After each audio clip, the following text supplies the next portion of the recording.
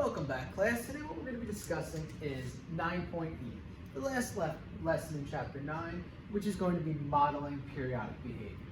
At the end of today's lesson, what your goal is to be able to understand how to read and graph sinusoidal functions, how to be able to find the maximum and minimum values of these sinusoidal functions, how to extrapolate data from these functions, and how to understand Foucault's pendulum works, how it works, a little bit of history at the end. So, pretty interesting lesson, pretty informative, and let's get going.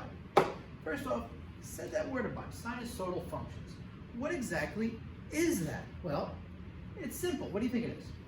Well, if you guessed, just the sine and cosine functions. That's it. Pretty much, they can be used to model many periodic phenomena in the real world. They, not thy, not old English here. So, in some cases, such as the movement of hands on a clock, the models will almost be exact, okay? Because in the clock, they go around the same exact time every single rotation. In other cases, such as the maximum daily temperature of a city in a year, the model will be less accurate. It will be very similar, however, it won't be precise. All right? So let's go look at this. Let's start with example 5. The average daytime temperature for a city is given by the function d of t equals 5 cosine 30t degrees plus 20 degrees Celsius. Okay, now t is the time in months after January. Now that's very key for what we're going to do. So the first thing we're going to do is we're going to sketch a graph of d against t from 0 to 24. So this would be 0 months after January to 24 months after January. Okay? Now, 0 is obviously January.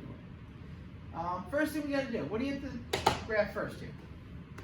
Well, we're going to need 3 main key things here to graph, okay? The first main key is you got to use your base equation, d of t equals a cosine bt degrees plus d. We're going to need to find out what a, b, and d are. So first off, a, you can look right here, for the cosine is 5, and that's what we're going to use to find our amplitude.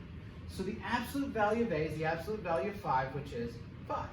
Okay, so that means that it's going to have a height of 5 above and a height of 5 below the main axis, the center axis. Now, since a is positive, it means our graph is going to continue, cosine. It's going to start at 1, go down, and go back up. If a was negative, it would start at -1, go up and go down. It would just be a reflection across the x-axis. Because that's positive, we don't have to worry about that. Okay, now let's use b. b helps us find our, it helps us find our period. All right, now, the period is 360 degrees divided by b.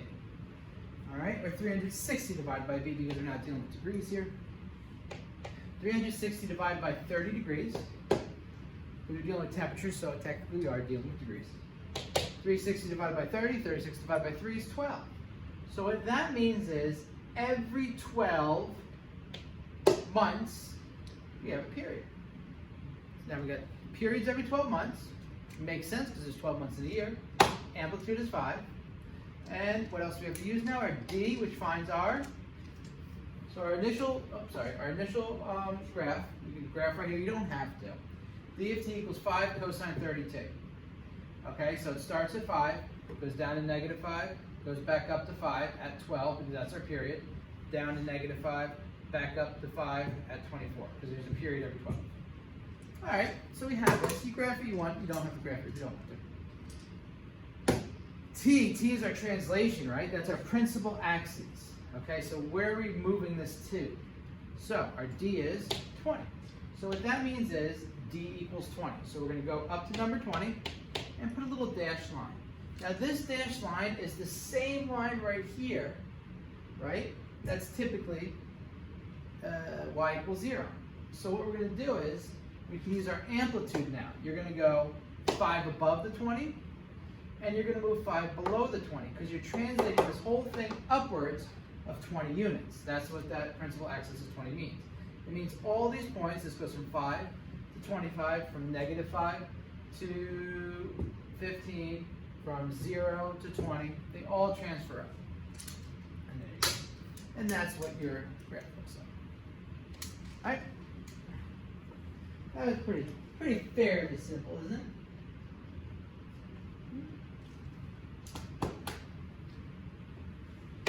This was it before, this is after the translation. So this is our actual graph. Now we're going to use that graph. I just left a copy here for me to refer to later on. And we're going to find the average daytime temperature in May. So first off, you have to know which number relates to May. Well, we said before that T is the time in months after January. Okay, so that's what we're going to be using here. So if we go, January would be 0, February, March, April, May would be 4. All right, because it's the 4th month after January. So May is 4 months after January, so we're going to set T equal to 4. And we're just going to solve. We're just going to plug T in for the T in the equation. So 5 cosine 30 times 4 degrees plus 120. Parentheses first, 30 times 4 is 120. So it's 5 times cosine 120 degrees. Now, if you'd like, you can refer back to your calculator. Do this all in one shot. Make sure your calculator's in degrees. Or like I told you before, I like to keep this little page on handy, which tells me all of the cosine things. And I can see right here, cosine 120 is -1/2. Okay, do you have to do that? No. It's just a personal preference for me. So, 5 times cosine of 120 equals -1/2. Half of 5 is 2.5, so -2.5 plus 20 is 17.5. So what does that mean? That means that 17.5 degrees Celsius in May. Now, if you want to check your answer, we can go over to this graph. May is, what's May here? I will go do that later. All right, minimum and daytime and month it occurs. Well, when do you have your minimum? When cosine equals, what? What's the minimum average daily temperature? 20 minus 5, right? Because 20 is the average temperature, and you're subtracting 5. Why are you subtracting 5? Well, your minimum's at, when cosine all this stuff, your minimum is when all this stuff equals what? -1. 5 times -1 is -5 plus 20. 20 minus 5 equals 15 degrees Celsius. Now, what month do you get 15 degrees Celsius? Well, it occurs when? When? Let's look. Here's 15 degrees Celsius. Notice the minimum points on the graph. So it occurs when? 6 and 18. Well, 6 months is July. And guess what 18 is? You're going a period. It's also T equals 6 or 18. So 6 is July, and guess what 18 is? July the next year. All right, whoops, sorry. Good. Now, if we were checking our answer from this problem right here, I didn't do it on the graph, but you can. Let's see, 4 month, May. So this is 6, this is 3. So you got 4 and 5 between, so 4 is about right here. You got 4 about right. 4 is about right here. Halfway between 20 and 15 about, right? So that is indeed 17.5. 15, 16, 17.5, right about there. All right. So you can check it. It's not going to be 100% accurate. It's much more accurate to plug this up into the question. All right?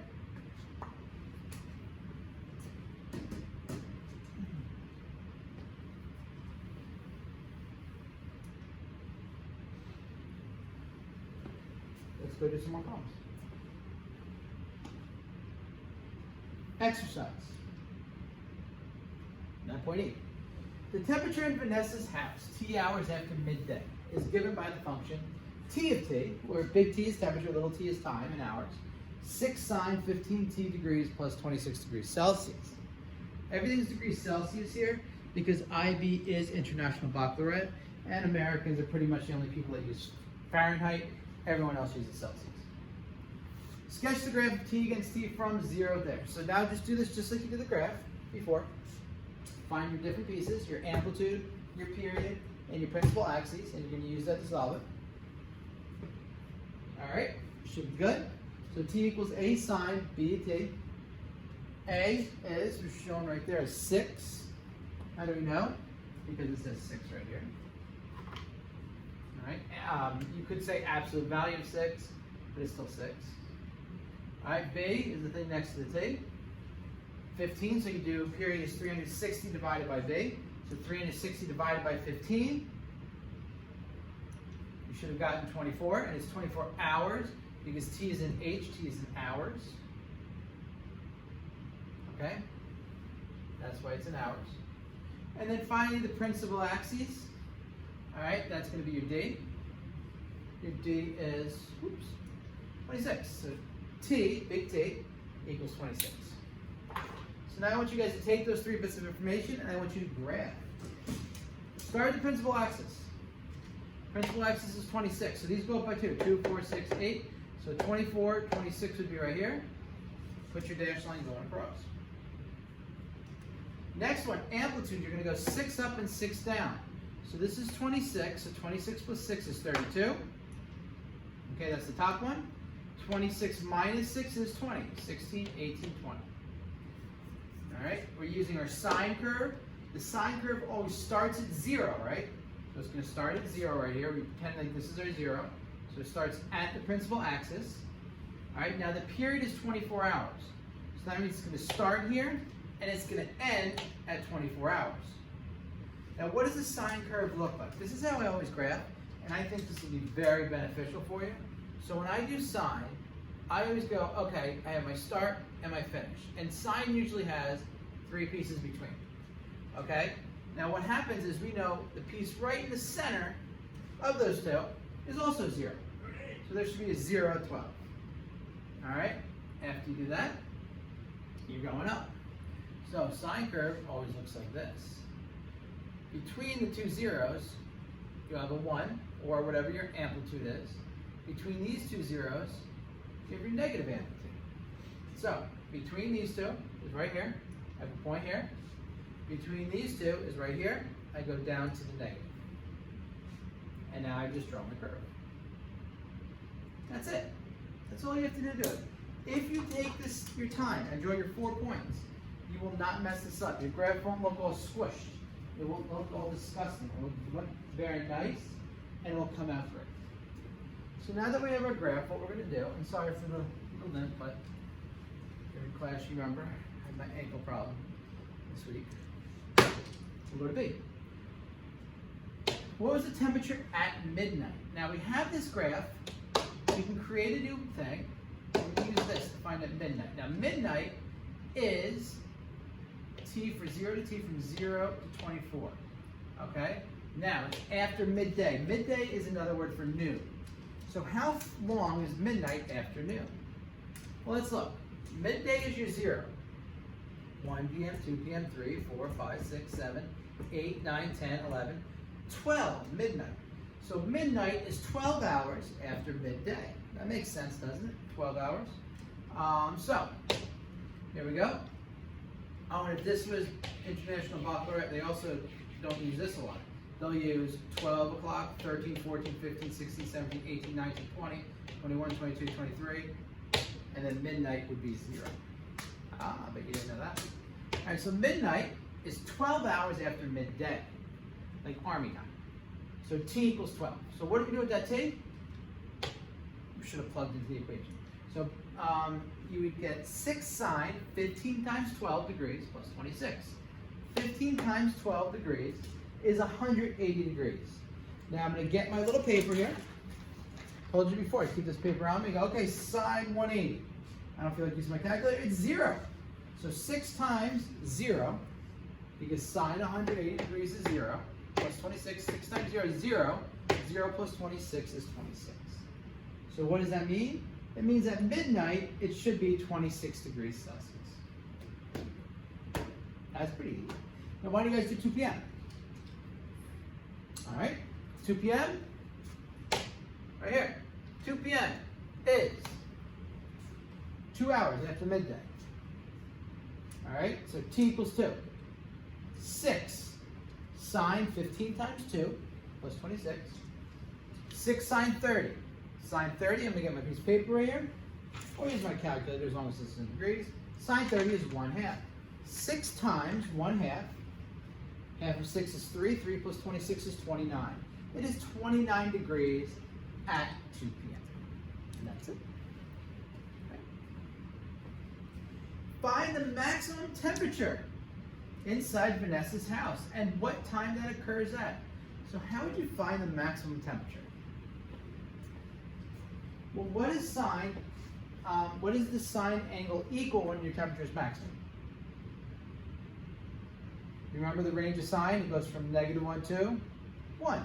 So when sine theta equals 1, so when sine, all this stuff inside equals 1, okay? So once again, this is a point that people get messed up at. So what you're saying is when all this equals 1, that's its max. It would be its minimum when all this equals -1. But we're doing its max, so it's when it equals 1. So 6 times 1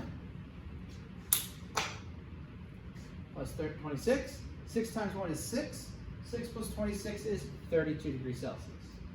So that is the hottest when it's 32 degrees Celsius. All right? Now, what we know is sine what equals 1? Well, sine 90 degrees equals 1, right? What else equals 1? That's it, just sine 90. How do we know that? Because I look at my chart right here. I go sine up 1 equals 90. So, if I want this inside to be 90, that means 15t has to be 90, so this could be 1. So you just set 15t equal to 90, divide both sides by 15, and t equals 6. Not 6 hours, but we go, look, t equals 6 is 6 p.m. So that means at 6 p.m., it is 32 degrees Celsius, and that is when the house owned by Vanessa, or that Vanessa lives in, is the hottest. Pretty neat, eh? All right, let's mosey on. Problem number 2. Problem number 2, go. Whoop. Oh, and if you check the graph right here, I go to 6 p.m. at 6. I can see that's where I have my peak, and my peak's at 32, which was my maximum. All right, so you can use your graph to do that, but I wanted to show you analytically how to do it as well. Problem 2, the depth of water in a harbor t hours after midnight is d of t equals 4 cosine 30t degrees plus 6 meters. Sketch the graph. So first thing you do is sketch the graph.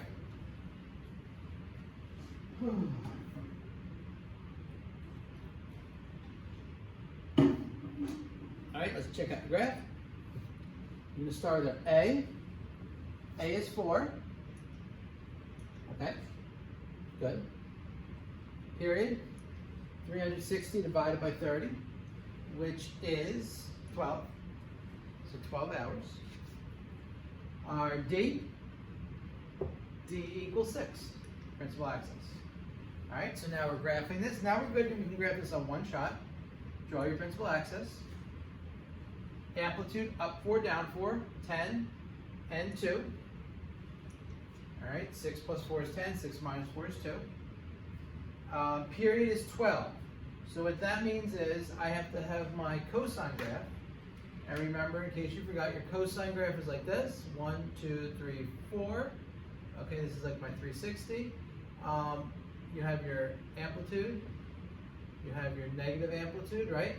You start at your amplitude, you go 0, negative amplitude, 0, positive amplitude. So my cosine curve looks like that. So I'm going to start over here at 10. I'm going to end at 1 period, which is 12. Okay? Between these two, met the negative amplitude up, and then I go another 12. You can draw it all out. So each one of these is going to have a cosine curve in it. So I go to the negative. All right, and between this and this, you have your 2 points. All right, and then between these two, you have your negative down here. You have your points here, and then you can draw your graph. All right, I just like to draw the graph and put a little curve between them just to show where they are. And notice you don't have to put points everywhere, but the more points you put, the more accurate your graph is. All right, A. We're making some good progress here. I like this. I like this, I like this, I like this. Oops. You can put the points on, like I said, if you want, but then again, you don't necessarily have to. Right?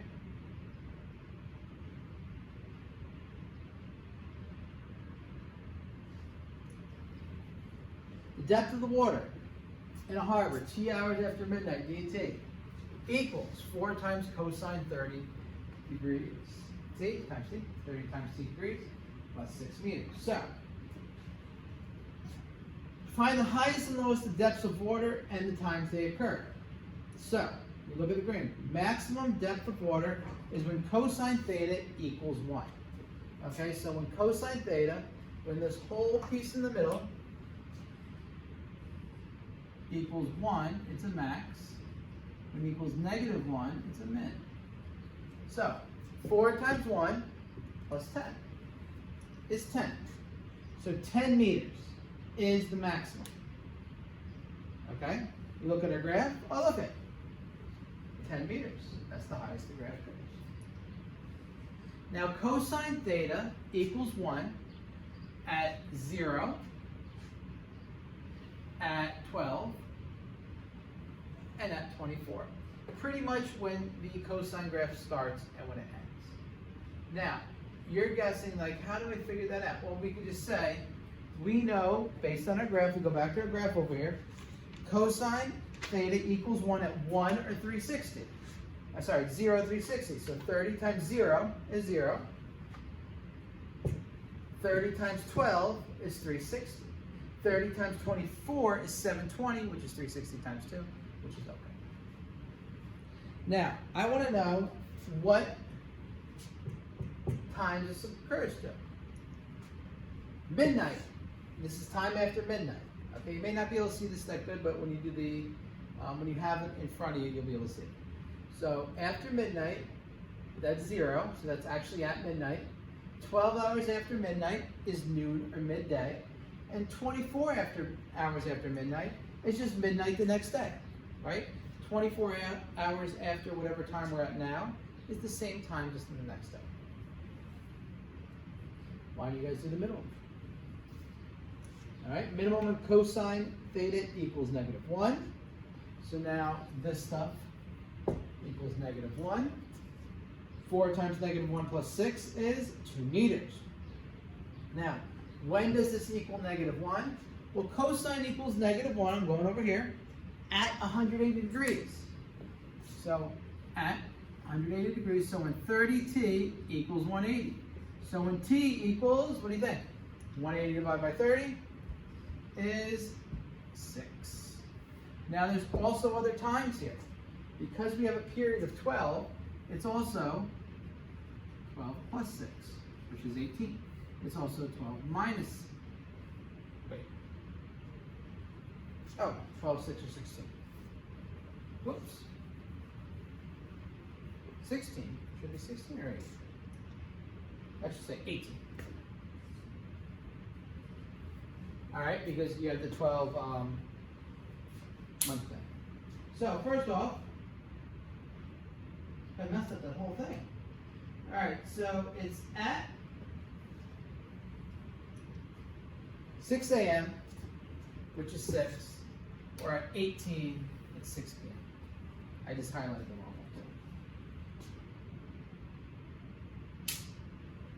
Right? Not too terrible.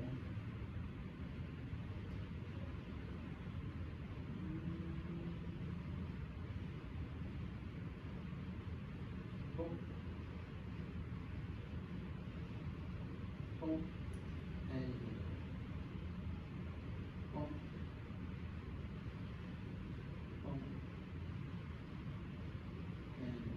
all right. Okay. So you do the second part. The third part, actually, see, a boat requires.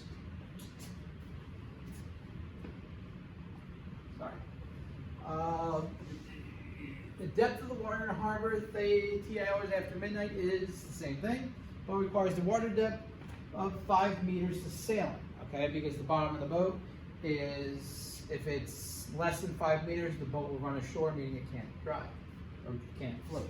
Will the boat be able to enter the harbor at 8 p.m.? So what you have to do is first off figure out what its height is at 8 p.m. So you get your little chart, and I go, oh, look at this. 8 p.m. is 20. So T equals 20 at 8 p.m. All right? So what do? I gotta go figure this out now, right? 8 p.m. is 20 hours after midnight, so where do I plug the 20 in? To the T. 4 times cosine, 30 times 20 is 4 times cosine 600. Now cosine 600, you can just use your calculator, or I could do another way. I could do 600 minus 360, all right? So if you do that, 600 minus 360 is 240. 240 is negative 1/2. How do I know? I'm using my calculator again. So 4 times negative 1/2 is negative 2, plus 6 is 4. So that means the depth at 8 p.m. is 4 meters. So will it be able to enter the harbor? No, because it needs a depth of 5 meters. Okay, 4 meters, not good. At 8 p.m. the water depth is 4 meters, but the boat requires 5 meters, so the boat cannot enter the harbor. All right? How you feeling about this stuff? It's pretty easy, right?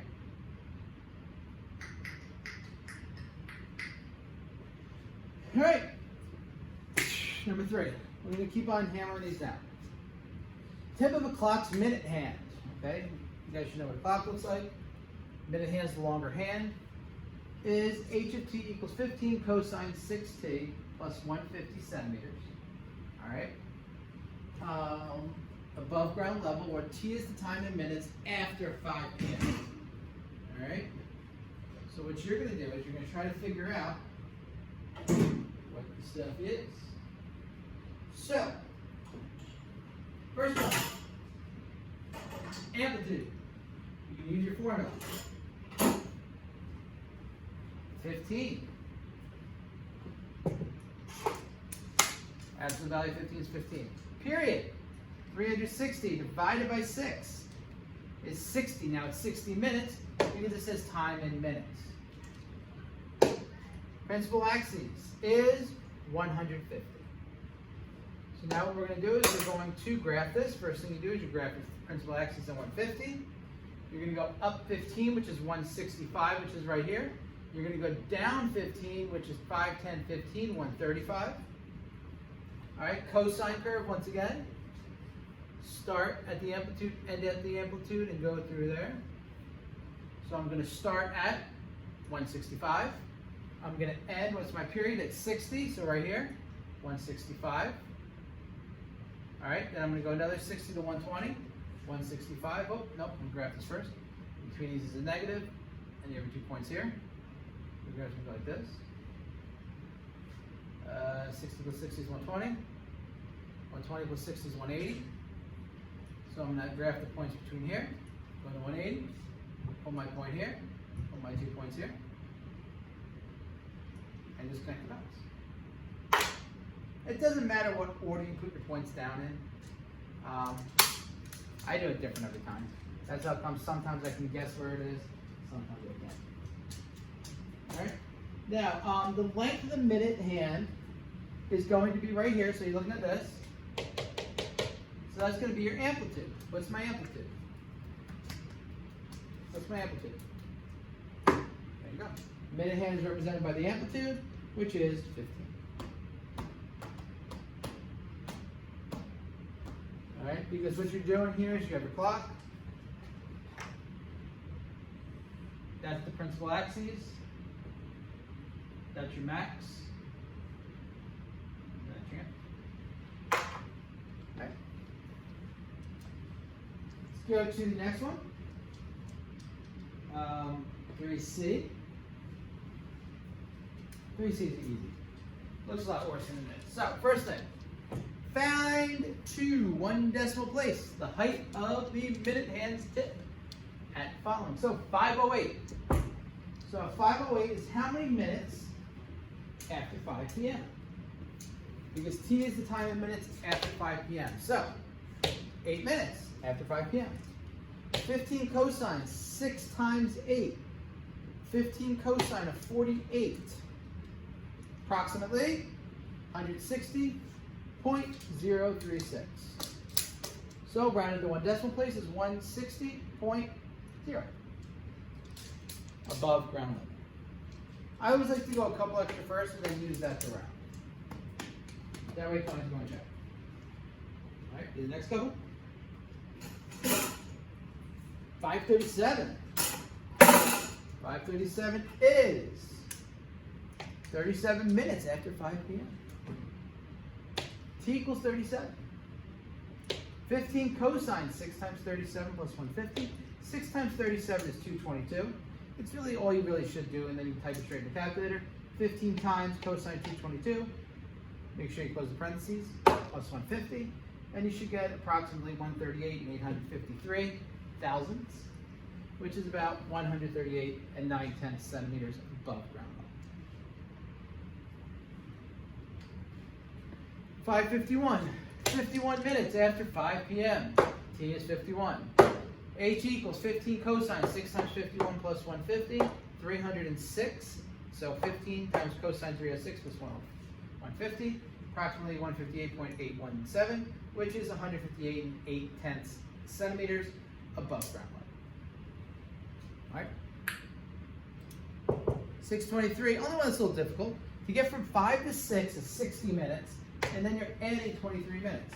60 plus 23 is 83 minutes after 5 p.m. If I threw an AM in here, that would really get you. All right, so T is 83. 15 cosine, 6 times 83 plus 150. 15 cosine, 498 plus 150.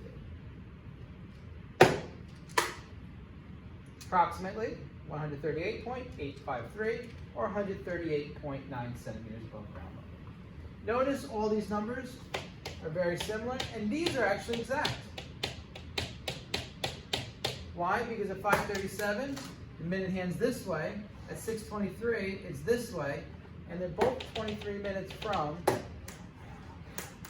the 0 mark. One goes left, one goes right. That's why they're the same answer. Ah, you see that? All right. Making good headway.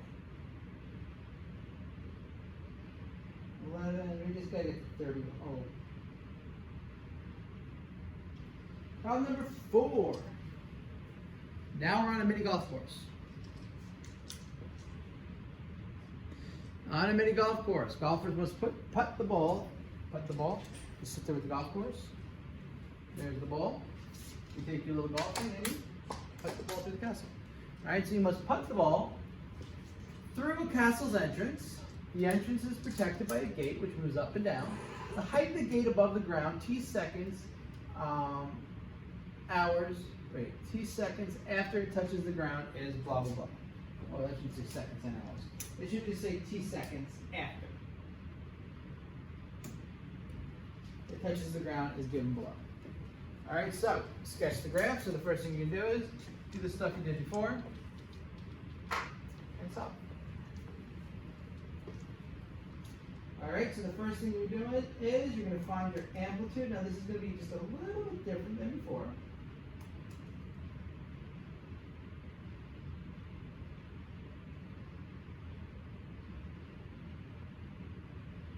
All right, you still should be able to get it. Amplitude, absolute value of -4 is 4. Now here's the difference. This is negative now. So instead of having a typical cosine curve, I got a little bit of space here. So a typical cosine curve looks like this. Okay, because this is if you have a regular A. When you have negative A, your cosine curve is going to start down here. Okay, go through 0, go to here, come back down and go here. So it looks more like that. That's when you have a negative A, which we have in our case. So that's what we're going to be more dealing with. Period is going to be 360 divided by 45. Which is 8 seconds. So every 8 seconds, we're going to go through one of these. And then our D is 4. Okay? So we're going to start at 4. We're going to put our axes. We're going to go up 4 and down 4, so up to 8 and down to 0. Now, like I said before, it's a reflection. So we're going to start at negative amplitude, which is right here, which is actually at 0. Okay, we're going to end at 0 at 8. Okay, and then between the two of these is 4. That's we're at 1, and then there's going to be a 0 at 2 and at 6. Okay, we're going to go from 8 and we're going to go to 16 and have another one. Between the two of those is 12. We're going to have another dot here. If you want to fill in your middle pieces, you can. All right, and then we're going to graph our graph. Notice you got 2 of these. All right. Next thing you're going to do, you're going to answer the question. Which states, sorry about that, I'm just cleaning up my picture on my other side. Find the height, whoops, of the gate above the ground 2 seconds after the gate touches the ground. Now we know when t equals 2, we're going to plug it right into our equation. How do we have this equation? It was given to us. Negative 4 cosine, 45 times 2, is cosine of 90, not 9. Cosine of 90 is, do you guys remember? Go refer to your sheet, it is 0. Okay, so cosine of 90 is 0. So it becomes negative 4 times 0, which is 0 plus 4 is 4. So it is going to be 4 centimeters above ground level after 2 seconds. Eric is using a golf ball with a radius of 2.14 centimeters. So it fit right now. He puts the ball 1 second after the gate touches the ground. And the ball takes 5.3 seconds to reach the castle's entrance. Will the ball pass through the entrance? Interesting. So what is t going to be? 1 second after the gate touches the ground, 5.3 seconds to reach the castle's entrance. So I'll reach the castle's entrance in your 5.3 seconds plus your 1 second, right? So I'll reach it 6.3 seconds after the gate touches the ground. Let's plug it into our equation. Negative 4 times 45 times, negative 4 times cosine, 45 times 6.3 degrees plus 4. 283.5. Well, there is no specific thing for that, so we're just going to estimate, and it's approximately 3.066. So the ball will not pass through the entrance. Okay? Why would it pass through the entrance? Because it needs to be fit through. Okay? The diameter of the ball is 2 times. So you may say, but wait, 2.14 is less than. The key word in here is you have to look at radius. Okay? So this ball has a radius of 2.14, but if I want to know the height of the ball, it's 2.14 times 2. It's actually 4.8. So 4.8 is not going to fit in the gate when it's only 3.066 high. The gate height is about 3.07 above the ground. So the gate, the ball hit about here. Meaning there's no way the ball can get here. See that? Next time you go to mini golf, you can bring a calculator and you can use your work to solve your problems. All right? Next one, number 5. The average UV index in Santiago, Chile is given by the function y equals a cosine bt degrees plus d, where t is the time in months after January. January 0, February is 1, March, April, May, and so on, just whatever month you call it. All right? So, here's a graph. Explain why B has to be 30. Why does B have to be 30?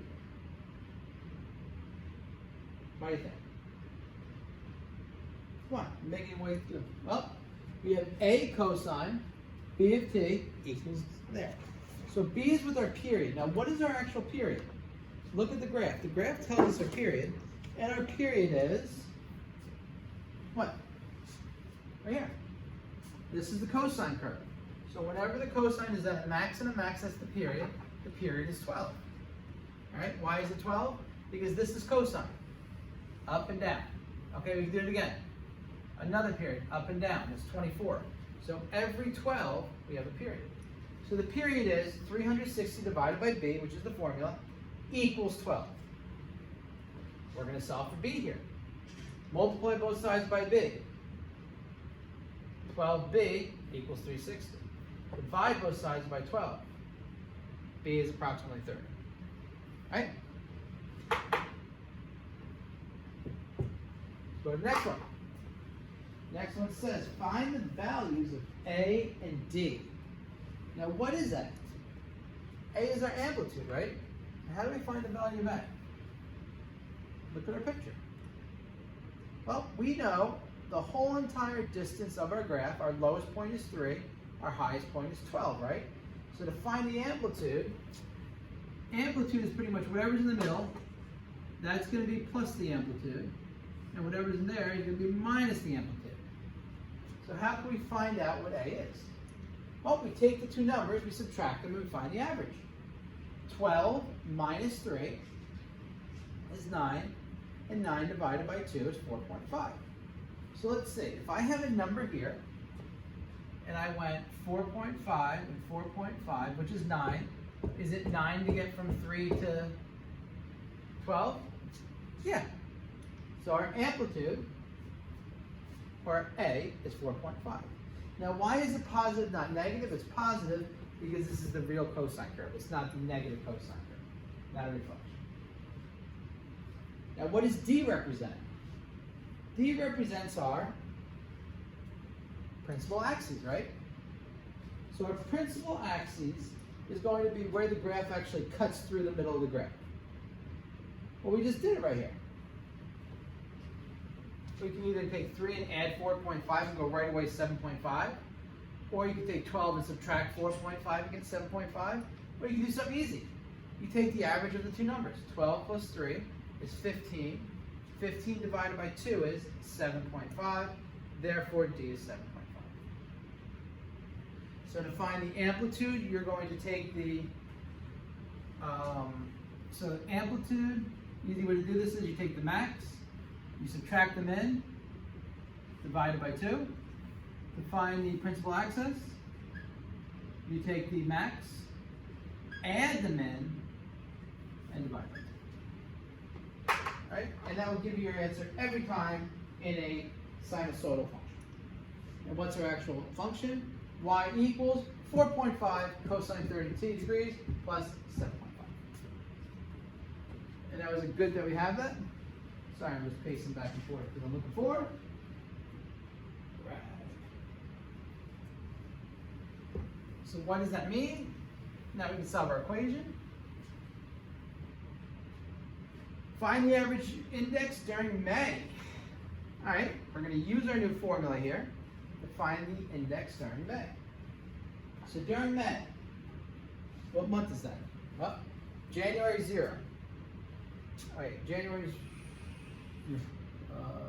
February, March, April, May. So January's one, May is how many months after January? January 0, February, March, April, May, 4 months. May is 4 months after January. Ooh, confused me there. So, what we got here? T is 4. Let's plug in 4. 4.5 times cosine 30 times 4. Cosine 120. Let me go back to my chart over here that I always keep on me. Cosine 120 is negative 1/2. So 4.5 times negative 1.5 is negative 2.25 plus 7.5 is 5.25. All right, so what does that mean? It means it's approximately, since we're rounding to the nearest whole unit, about 5 units. UV index is just in units, so it's approximately 5 units of UV during that. Go to your graph and figure it out. Halfway between this is about 6, so a little bit less. There we go, about 5. Makes sense. That doesn't make sense to me. Hopefully to you too.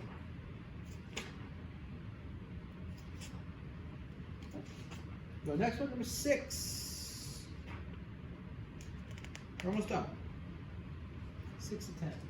Price of petrol, gasoline, at a certain service station is modeled by CT equals A sine 15t degrees plus d cents per liter. They use liters, not gallons. Where t is the time in days. So,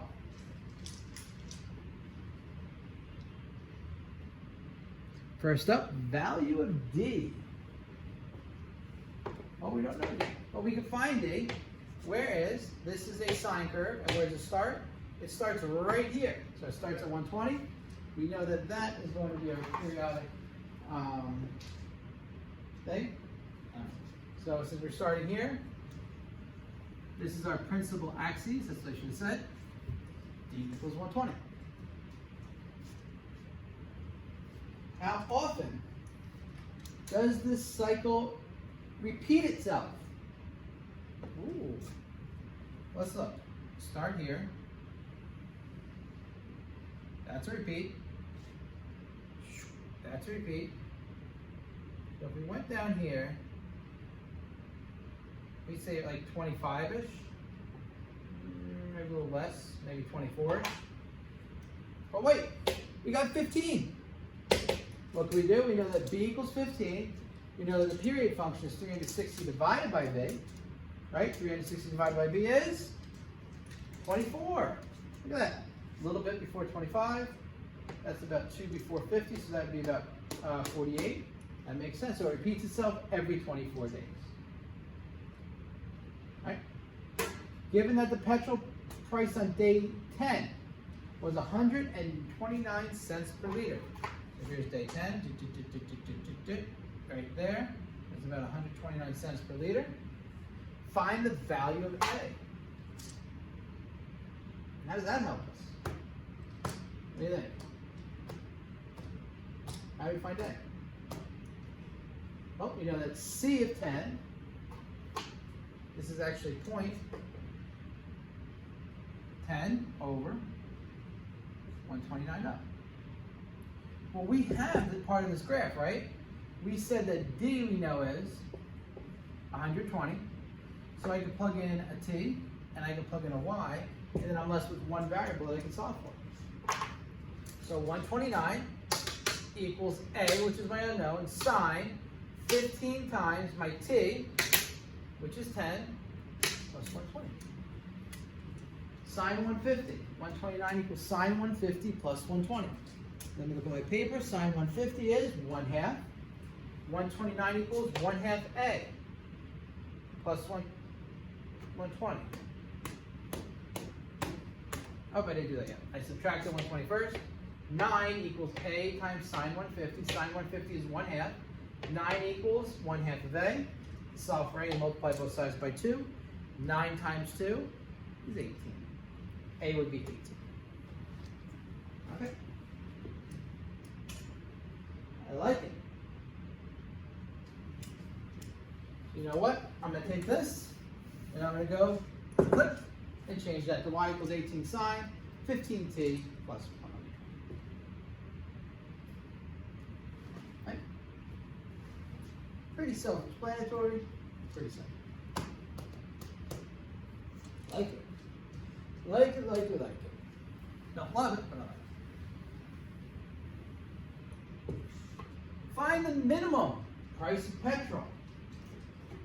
Minimum price at the service station. So, the minimum price is when sine inside equals what?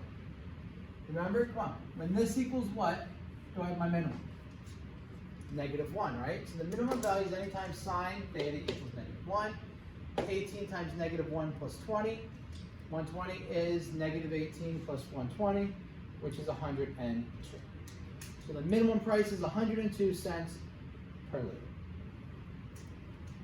Find the petrol price on day 17. Day 17 is your t. So in C of 17, 18 times sine, 15 times 17 degrees plus 120. Sine 225, it's not on my sine chart, so I'm not even walking over there. I'm typing it right in my calculator, and I get 102.6 approximately. So the petrol price on day 17 is about 103 cents per liter. All right, you can't have a fraction of a cent. That's why I round it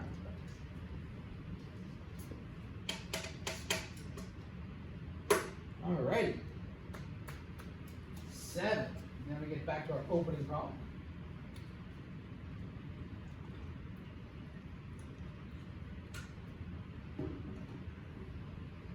The amount of feed available for grazing animals on a farm fluctuates in a yearly cycle.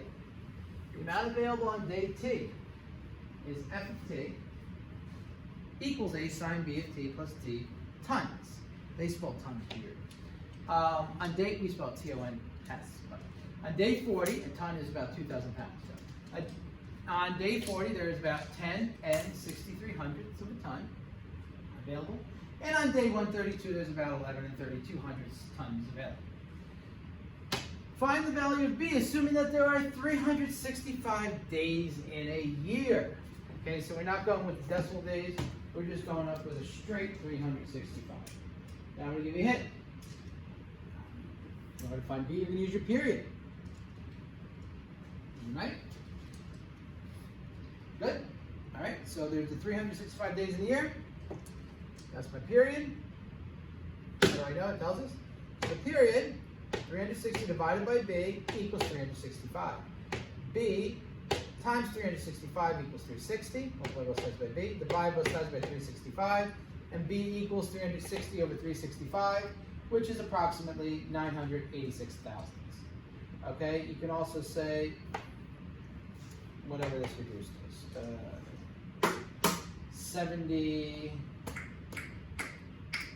75 over 70,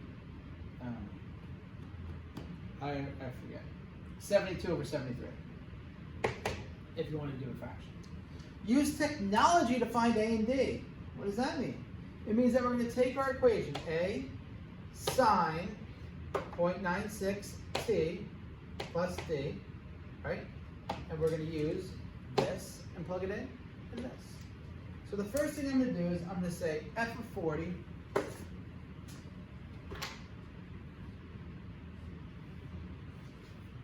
10.63. I'm going to plug that in to my equation. So when I do that, and remember now we have this, which is 360 over 365, or 72 over 73, or 0.986. It's best to use fractions though to keep them most accurate.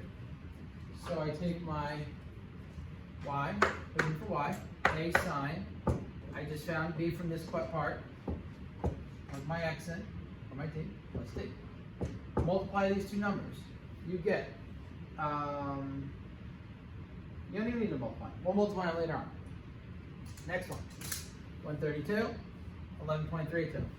So 132 is my y. So I'm going to do 132 equals a sine 360 over 365 times 132 degrees plus d. I'm going to type them into my calculator.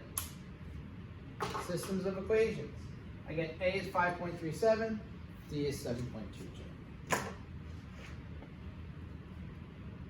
All right, don't worry. I'm going to show you precisely how to do this now.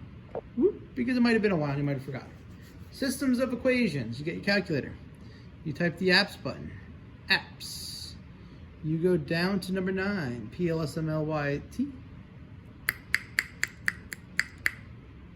Enter. Simultaneous equation solver. Enter. 2 and 2. Next. All right, now, this is where it gets tricky. You're gonna do, in front of A is sine 360 divided by 365 times 40. So in your calculator, you actually type in sine. All right, you're gonna type in 360 divided by 365. All right, and then you're gonna type in times 40. All right, see how I type all that in? I'm gonna close my parenthesis because I want this as accurate as possible. I hit enter. And it only says 0.63, but if I go over, it's actually this big long number. They only put 2 numbers there, but it's really accurate. Okay, my y is what's in front of my d is just a 1. And my other number is my y value, 10.63. All right, next one. Sine, don't forget to use the sine. 360 divided by 365 times 132, close parenthesis. So you have that in there. You hit enter. You get 0.76, but it's really all this stuff right here is very accurate.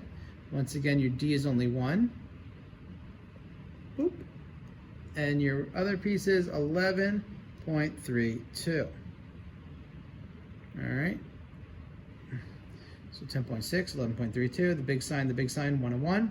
I hit solve, and it comes out to 5.6. Wait a second. Uh-oh, I messed that up somehow. 5.60 and 7.03. I don't think that's the right answer. Of course, they make it all the way to the end and I type in a wrong number. I'm just going to check my answer real quick to make sure that we are right. Because I don't want you guys being over the summer being like, wait a second, that's not what you told us. This is 5.37, 5.722. So I entered something in wrong. I'm going back here and I'm looking and I see 0.63, 0.76, 10.6. Oh, I put 10.6 instead of 10.63. All right, because I forgot that 0.3, my sticky fingers forgot it, messed up my whole answer. Just 0.03 on one piece. So there's the right answers, and I know I'm good now. See, everyone makes mistakes. Even your favorite teacher. And me too. All right, so there's my answers. So if I were to write down the equation, 5.37 sine, 360 over 365t, plus 7.2. Now, why would I care about writing that big equation? Well, now we can sketch the graph. All right, so you're going to sketch the graph just like you did the first couple problems, using your amplitude, your period, and your other stuff. So the amplitudes are A. You found that using the graph and the calculator. That was 5.37. Okay. Period. We said before, 365. Where did we get that from? The 365 days. So we didn't even need to use this. And our principal axis is our D, which is 7.22. So let's graph this. 6, 7, a little bit more than 7 is your 7.22 right across. Amplitude, I'm going to take 7.22 and add 5.37 to it, so it's about 12.6, just an estimate. So you go up to 12, this is 13, so 0.6 is about here. All right, I'm going to subtract 7.22 minus the amplitude, so 7.2 minus 5.37, you get about 1.85. All right, what kind of curve is this? This is a sine curve. A sine curve's work is starts, ends, middle, goes up, whoop, looks like that. Period is 365, so I put a point at 0, point at 365. 365 divided by 2 is 182.5. So about right here. Put a point here. All right, and then 182 divided by 2 is about 90, a little bit more than 90. So here, go up, 270-ish, a little bit more, and then f of t equals all that stuff. Notice this doesn't end at 360, it ends at 365, a little bit past it.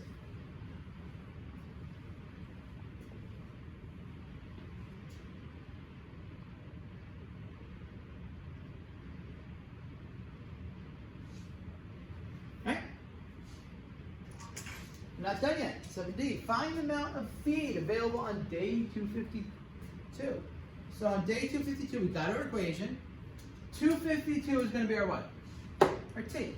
So it's just f of 252 equals 5.37 sine. I really should have reduced this to 72 over 73, but I just did it. Times 252 plus this. Type it in your calculator. 5.37 times sine. All that stuff. You get about 2.22. In case you're having trouble typing this in your calculator, I will show you how to type a simple sine thing into your calculator. All right, I always turn off my calculator and turn it back on. That's the easiest way for me personally. I go here, I just type in 5.37 times, and then I hit the sine button. All right, then I do 360 divide, oops, that's times, divided by 365 times 252, close the parentheses, that's the key, plus 7.22. All right, so that's something that you should have plugged in there. Hit enter, and you get 5, wait a second. That's not right.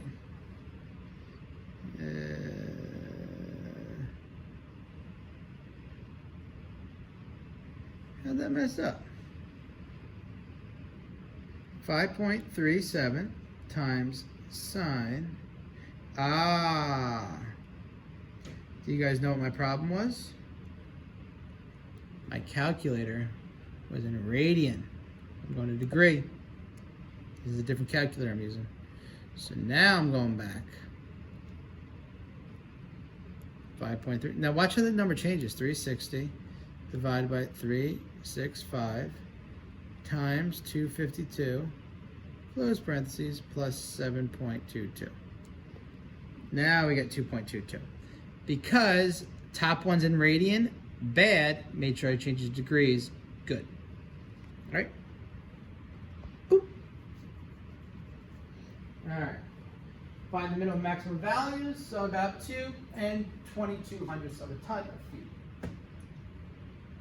Minimum is when sine theta equals 1. So 5.37 times 1 plus 7.22, sorry, negative 1 because it's minimum. 7.2 minus that is 1.85 tons.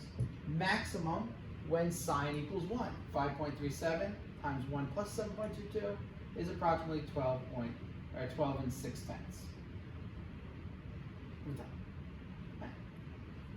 Remember, if your A was negative, you would flip these, but because it's positive, it stays the same. All right, here comes the long one. We got 3 more. Number 8, answer the opening problem on 218. Here's the opening problem. I'm not going to go through the demo, but I'm just going to go through this fairly quickly. Ferris wheel rotates anti-clockwise. Anti-clockwise means it's rotating that way. The wheel has a radius of 10. The bottom of the wheel is 2 meters off the ground from the viewing point next to the ticket booth. Andrew watches the little green light here go around in circles. It takes 100 seconds to go around once.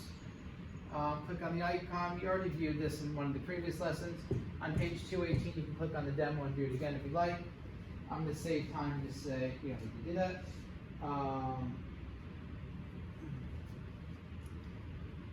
Andrew estimates how high the light is above the ground level at 2 seconds. Okay, what will a graph of this data look like? Well, a way to do this is you can actually take it, and it says initially the light is 10 plus 2 meters off the ground, because this is 2, and if the radius here is 10, this has to be 12 meters off the ground. All right, so that's your start point, so that's your mean height. So at 12 right here, that's your start, okay? Now, we know that it's 10, right? So we can find our amplitude. So it oscillates at an amplitude of 10. Why? Because if this is 10, this can go up 10 more. 12 plus 10 is, the highest point is 22. And the lowest point is 2. All right, so it's going to go all the way up to 22. It's going to come all the way down to 2. Now the period is 100 seconds. Why? Because they said it takes 100 seconds for the light to go around once. So from 50 to 100 seconds is your period. And we're going to use a sine curve. Okay, so that means we're going to start at 12, and then at 100 seconds we end at 12. All right, now watch what happens. So if the whole thing is 100 seconds, 50 seconds, we're over here. We're also at 0, right? Because this is 50 seconds, this is halfway around. That's 50 seconds. So at 50 seconds, you're also at 0. All right, so that means halfway to 50 seconds, 25 seconds, you're at your maximum, which is 10. Or not 10, 10 plus 10 plus 2. At 50, 25, 75 seconds, you're at your minimum, which is negative. So you got yourself a sweet little sine curve. And you created all that just from a simple word problem telling you. All right? Now, if you want to actually put what the graph looks like, this is an estimate. Every 2 seconds you would put a point and it'd go around here. So we know there'd be a point here, 2 seconds, all these things, and you just put a bunch of points every 2 seconds. You don't have to do this. You can leave it as a straight line. Just so you know they're not continuous, it's not touching. So every 2 seconds, you have your points. The key points here are your start point, end point, middle point, and these 2 points. That's pretty interesting, wasn't it? All right, B. Where's B? And you then estimate the horizontal position. So horizontal is you're looking at it. Okay, so it's left to right. So when you're dealing with the horizontal position, left to right. What will the graph look like? Well, assuming the light is directly above or below the center, the horizontal position is 0. All right, so you start with your principal axis at 0. Once again, amplitude is 10, period is 100, just as we did before. The light is initially at the horizontal position of 10 meters. All right, so it's going to start at 10 meters. Why? Because it starts 10 meters in the air. And then it goes down to negative 10 meters. So since it starts at 10, what do? You go down to negative 10 by the time you get to 50, and you're going to end back at 10. So you start at 10, you end at 10, halfway between is negative 10. You're going to have zeros at 25 and 75, all right, and you're going to have pretty much a cosine curve. Now, if I was going to do this every 2 seconds, I would put a point every 2. So between these 2 pieces, there's about 12 points. Boop. Between these 2, about another 12 points. Between these 2, about 12 to 13. And between these 2, about another 12. And that's what your graph looks like. Notice there's some more openings here, but as you go down steeper, there's larger openings. All right? That's pretty easy, wasn't it? And the demo actually shows this. Okay, remember we showed you on the demo, they show you how these points go? And you can continue on after the 100 seconds. It just repeats the graph. AC, what similarities and differences will there be between the 2 graphs? So here's our 2 graphs. So what similarities do you notice? You should say both graphs are periodic, meaning they repeat. They both have an amplitude of 10, and they both have a period of 100 seconds. The differences are different types of graph. Graph H is a sine curve. Principal axis is h equals 12. Graph B is a cosine curve, and the principal of axes is h equals 0. Or d equals 0. Depth. Right?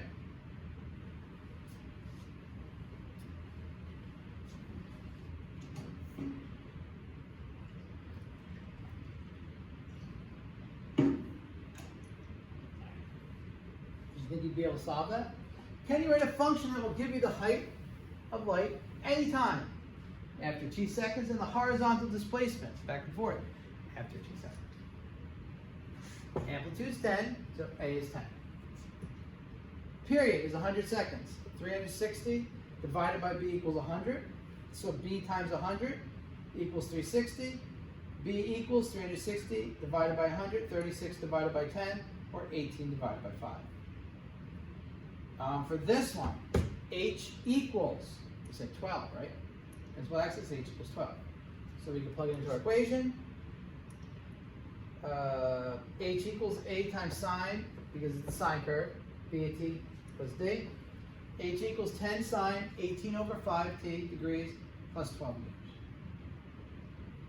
Horizontal displacement, amplitude is still 10, and the period is still 100. So A is 10, B is still 18, period is 100, so B equals 18 over 5, because it's the same as the height.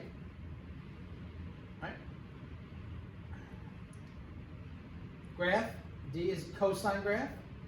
Principal axis is D equals 0, because we said that was down the middle. So we're going to use our cosine curve. It is 10 cosine, 18 over 5t degrees plus 0, or just t degrees, and then meters. That's it. So you guys just created two graphs from a set of words. And like I said before, if you are a little confused, click on that demo and it shows you exactly what's going on. All right, I don't need to put it on a video of a video. That's kind of silly.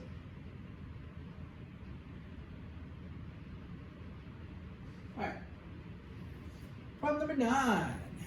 2 more problems, then we're going to do some investigations, and then we're going to do some research, and then a little history, then we're done. The other stuff we'll go through quickly, just things you're going to be doing on your own. A paint spot X lies in the outer rim of a wheel of a paddle stream. The wheel has a radius of 3 meters, okay, and it rotates clockwise, so it's rotating this way. All right, and what happens is X right here can be seen entering the water every 4 seconds. So it hits the water, 4, 2, 3, 4, hits the water, okay? H is the distance of X above the bottom of the boat at time t. X is the position shown, okay? So H is the distance from the bottom of the boat to X. Okay, now the wheel is a meter into the water, and the bottom of the boat is another meter down. So you got a bunch of numbers here. So first thing we're going to do is we're going to find the sine model for H in the form H of t equals A sine B of t equals t. So we're going to break down these words and use that. So first thing, the wheel has a radius of 3 meters. That's key. Radius of 3 meters. So that means that what? Amplitude is A equals 3. Because this wheel is going to go up 3 and also goes down 3. So that's a minus 3, and then that would be a plus 3. Amplitude is 3. All right. Period is 4 seconds. How do we know that? Seen entering the water every 4 seconds. So that's your period. This is your amplitude. So period equals 360 divided by B. 4 equals 360 divided by B. B times 4, 4B equals 360. B equals 90. Okay, so your actual B is 90. So now we have this is a 3, this is a 90. We need D. Principal axis. Well, this is going to be our principal axis. We know that this is 3, but what else do we know? This is 1. So the principal axis is your 1 and your 3, which is your radius, 1 plus 3. So this is 4. So H of 0 equals 4. Therefore, D. So D is 4. I said it 4. And now you're going to plug your A, B, and D all into the equation right here. 3 sine 90t degrees plus. Okay. Nice and easy. Let's move on. Erase this, erase this, erase this. Now, if X is above or below the water after 6.5 seconds. So after 6.5 seconds, they want to know where X is. Well, we can see this. 3, we have our equation now, we just created before. We can plug 6.5 in for T. H of 6.5 equals 3 sine 90 times 6.5 plus 4. 3 sine of 90 times 6.5 plus 4 is approximately 1.88. So what that means is, after 6.5 seconds, X is approximately 1.88 meters above the bottom of the boat. So X right here would be 1.88 meters up, but this line right here is 2 meters. So is it above or below the water? X is either going to be here, or X is either going to be here. You don't know which one it is. It's actually going to be, since 1 plus 1 is 2 meters is the water level, it must be below. Because this is the water level right here, and X will not be above.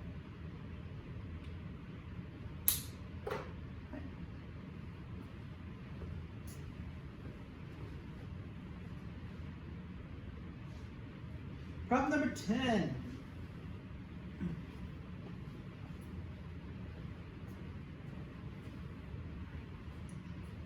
Fiona is spinning a yo-yo on a string. The string is 60 centimeters long, and the yo-yo completes 2 complete revolutions each second. So she's taking the yo-yo and she's whipping it around in a circle. Initially, the yo-yo is at its highest point, 130 centimeters above ground level. So she's spinning that yo-yo on a string. Initially, it's going to start right up here, they say, which is 130 centimeters above the ground. All right, now, if the string is 60, you can figure out all that other stuff. So first thing, we're going to find the cosine model. So h equals a cosine b of t plus d. So we're going to find our amplitude first. Now, the string right here, actually I'm going to move the 130 over here. Oops. There we go. So the string is 60 centimeters. Since the height of the yo-yo above the ground after t seconds, we can find. We're going to use, the string is 60 centimeters long, so the amplitude is obviously 60. Why? Because this right here is 60, and that right there is 60. It makes sense? Why? Because it's the same distance no matter where the string is. Next, the yo-yo completes 2 revolutions every second. How do I know that? The yo-yo completes 2 revolutions every second is told to us. So since it completes 2 revolutions every second, we know that period is 360 divided by b, and the period is 2 revolutions per second is 1 revolution, that's our period, per half second. How? We divide both these by 2. So the period is 1/2 second. So that means 360 divided by b equals 1/2. To solve for b here, you can do like a cross multiplication. 2 times 360 equals b times 1. And b equals 360 times 2, which is 720. Good. So I have b and I have a. So now what I have to do is I have to find d. This is going to be d. So d equals something. Well, I know this is 60, this is 60, and the distance to here is 130. So what does this distance right here have to be? 60 and 60 is 120. This distance right here has to be 10. 10 plus 60 plus 60 is 130, which they say is the highest point. So that means that my d is going to be 60 plus 10, which is 70. So I'm going to take this. Oh! Alright, so far I got that. I guess I'm going to try to do on the next page. Yo-yo is initially at its highest point, which is 130 degrees, 130 centimeters. So since t is 0, h is 130.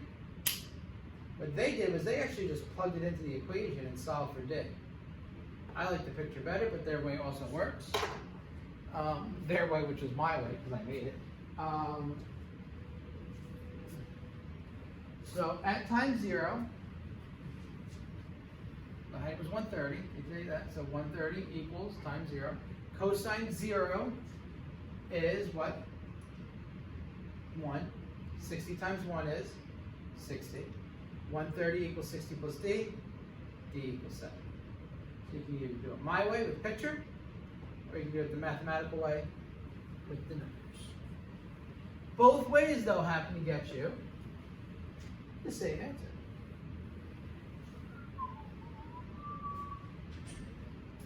Right? So what that means is our equation is 60 cosine 720t degrees plus 70 centimeters. So now that we got our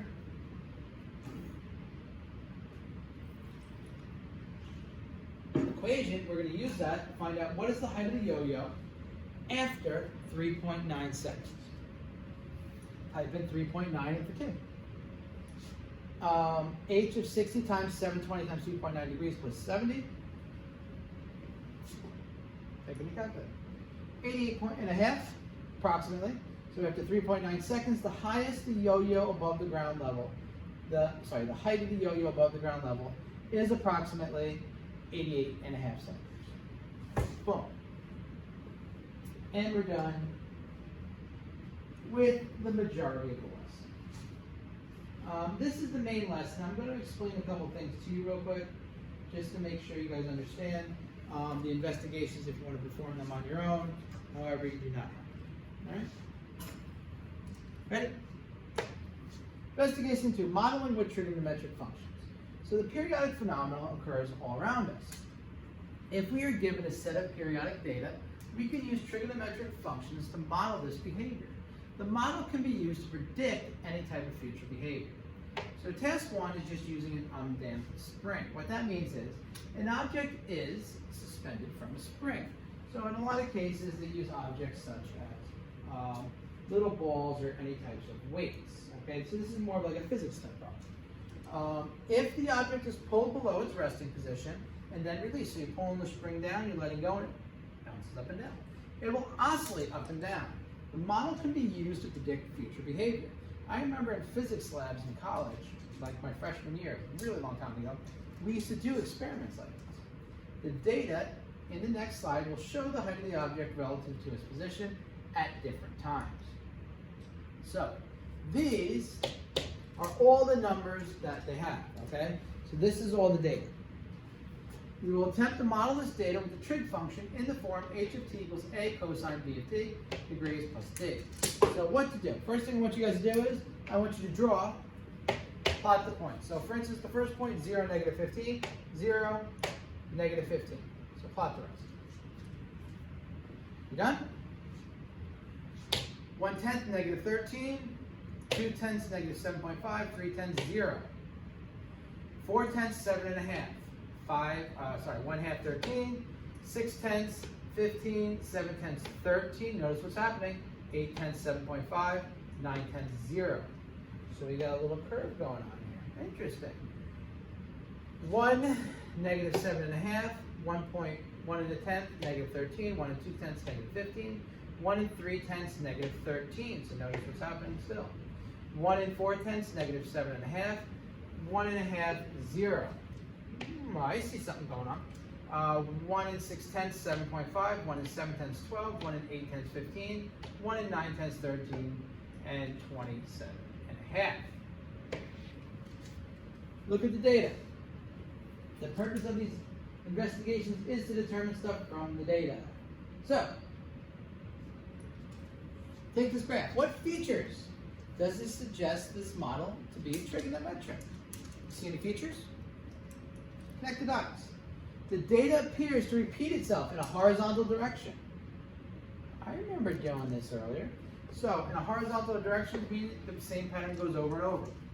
All right. Also, the diagram shows periodic behavior because of this. The trigonometric model is indeed appropriate. And there is the model that we're going to find. Now, when it says it repeats it over and over, say you start here, you go through this model, you go up, and down you end here. That's once. So then you go up, it looks like it's going to do the same thing again. So we're going to be able to find the period, the amplitude, and the principal axes.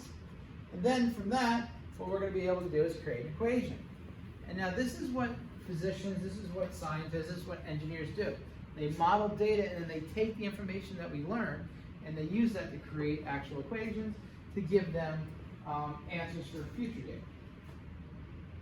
So, first thing, state the principal axes of oscillation.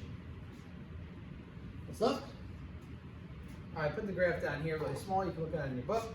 So the principal axis of oscillation appears to be right here, which is my x-axis, and that's h equals 0. All right, so I'm going to say h equals 0. That's my principal axis. So determine d. So that means d has to be h equals d. So d equals 0. Amplitude.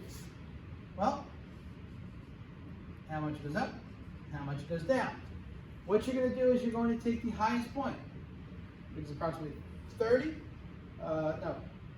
15, the lowest point, which is approximately negative 15, divided by 2, and you get 15. All right, if you look at your graph, it's about 15 up, 15 down. Use A and the initial conditions to determine the value of A. So here's what this means. So 15, is this graph positive or negative? Well, this looks like a cosine graph, right? But does cosine usually start at -1 or 1? Usually starts at -1. The only time it starts at -1 is if it's a negative A. So because of that, the spring starts below its resting position because you're pulling it down. All right, so A is less than 0, therefore A is actually -15. Okay? Oops, sorry. So your A is -15. So we got A equals -15, and we got D equals 0. We got two pieces. State the period. Period. See? Oh, let me get a different color here.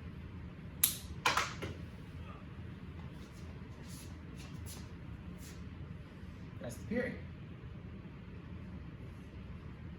Looking at a graph, the period is approximately 1.2 seconds. Determine the value of B. Find B. Period is 360 divided by B equals your period. B times 1.2 is 1.2B.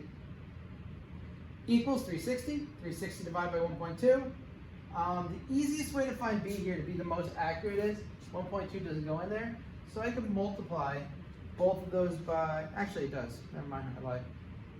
I was going to say multiply it by 6/5, but 360 times 6 divided by 5 is 300. There we go. So can I create the equation? We're going to create our equation. We have 0, -15, and 300. So, write down the equation. A is -15, B is 300, and B is 0. H equals -15 cosine 300 degrees, 300t degrees. Now, this is how they work. Now what we can do is we can predict the actual height up to 4.25 seconds. How? You plug in 4.25 for t. And you get -15 cosine 300 times 4.25. Type that in your calculator, you get approximately 14.5.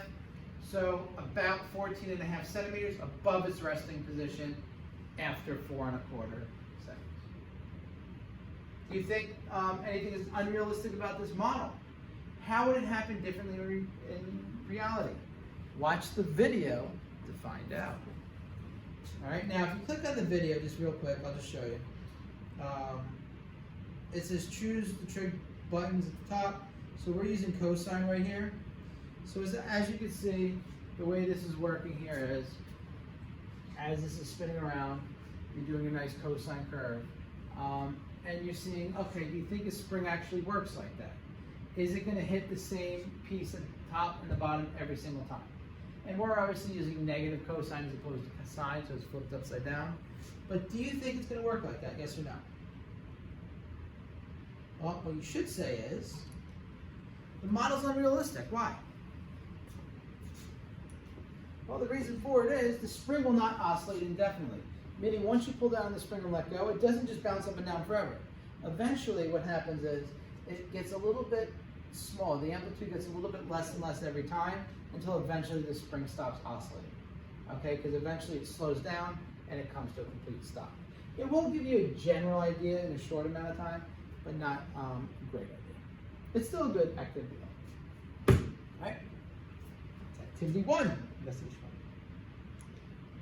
1. Number 2 is a strict one that you can try on your own if you like. You can call a friend over to your house and try it if you'd like to have them come over. Pretty much what you do is you take a string, sticky tape, ruler, stopwatch, and a tennis ball. You're going to cut a piece of string the length of 30 centimeters, so you're going to measure it with a ruler. Attach one end of the string to a tennis ball. So you're probably going to have to cut a hole in the tennis ball and tie the string through it. And the other end to your desk. You hold the ball on one side, you're going to release it, causing the ball to swing back and forth like a pendulum. Using a stopwatch, your phone, or in a ruler, measure the maximum distance. So the way you should measure this is you pretty much put you can videotape it over time, and then just put like a piece of paper that shows the height and how the height changes over time. And then you may need to repeat this many times.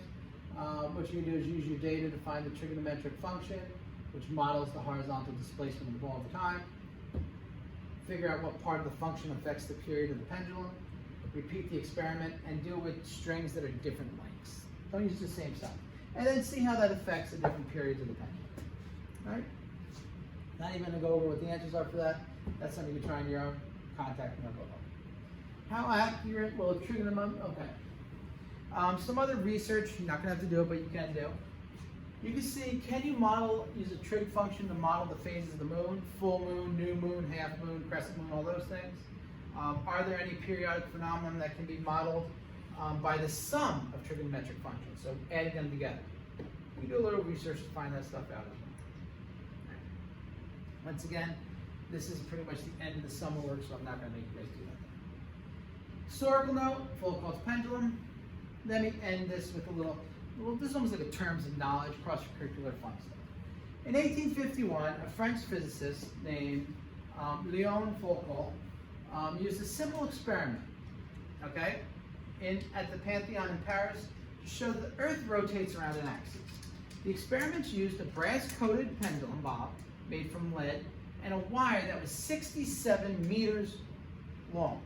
67 meters is approximately 2/3 the length of a football field. A pendulum was strung from the dome of the Pantheon and allowed to swing freely. So it just left it there, it left the ball hanging from the top of the Pantheon, and rather than swinging back and forth in a fixed plane, the pendulum rotated very slowly over time. So what it did was it rotated this way, instead of going back and forth, so if you're looking at it, instead of going like this, if you're the table, it went around like this. The Earth's rotation means that objects close to the equator, so if you're closer to the equator, you're further from the north and south poles, the axes of rotation, rotate faster than if you're closer to the poles. Therefore, the bob will have a higher rotational velocity when it swings closer to the equator than away from the equator. And the shift in the velocity causes the pendulum to rotate. So when you're at the pole, you have a slower rotation. When you're at the equator, you're going to have a faster rotation. The time the pendulum takes to perform a complete rotation is given by this equation in hours, where that is the angle of latitude of the pendulum's location. So we actually figured out in the location, an equation based on locations. For every example, the angle of latitude at Paris is 48.86 degrees. Latitude, longitudes are given in degrees. And the pendulum at Paris performs a complete rotation every 24 divided by sine 46 and 86 hundredths, which is approximately 31 and 9/10 hours, which very closely matches the experiment. So his experiment proved his mathematical work, and his mathematical work proved his experiment. You can look up more later. Anyway, that came to an abrupt end. That completes the lesson on modeling periodic behavior. I know it was a long lesson, an intense lesson. The next one will even be longer, the review.